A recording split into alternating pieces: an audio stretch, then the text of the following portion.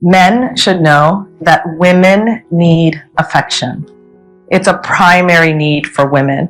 And so we want to follow the example of the Prophet ﷺ. There was a reason that he encouraged spouses to hold hands and to feed one another from the same plate. Just like any other blessing, marriage can start to feel stale. It can start to feel old. You can start to take it for granted. But these types of intimate gestures help reinvigorate the marriage. You want to take note of the 5 languages of love. There's a book out there that you can find that discusses the 5 languages of love. But a quick synopsis is that there's 5 ways that men and women show love to one another. 5 ways all human beings show love to one another.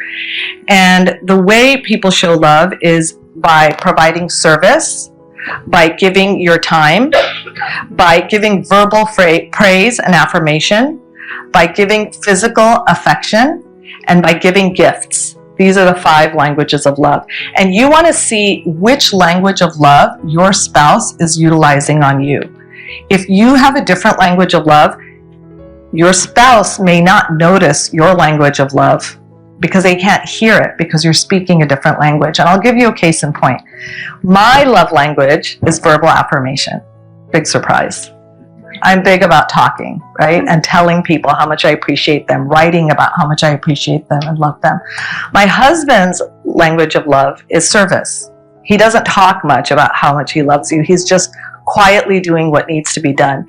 And the times that my husband and I butt heads or we have a conflict, it's usually when we're speaking different languages of love and we're not hearing each other. So mine might be, I made an effort to look nice and you didn't say anything about how pretty I look, or you didn't say anything about how delicious my food is that I made for you today. And an example of a time when he was frustrated with me was when I borrowed his car and I came back and the gas tank was on empty, because that's something he would never do. He would never leave me with an empty tank of gas. And so to him, it was a sign of inconsideration for me to overlook the fact that I was leaving him with an empty gas tank, because he's all about service. So for me, in order to make sure that my husband feels loved, I have to get out of my comfort zone and do what I know my husband would do to show his love to me. And he gets out of his comfort zone, inshallah, and tries to make more of an effort of talking about things that I might want to hear from him.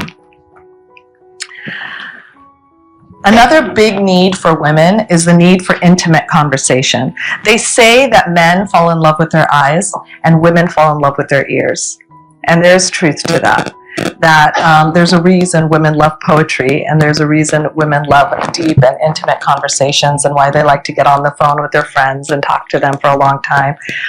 Whereas husbands are just fine, hearing the basic details of what's going on, the basic points, and not going into too many details. So that's something for men to keep in mind, that women need intimate conversation and they need undivided attention when you are talking to them.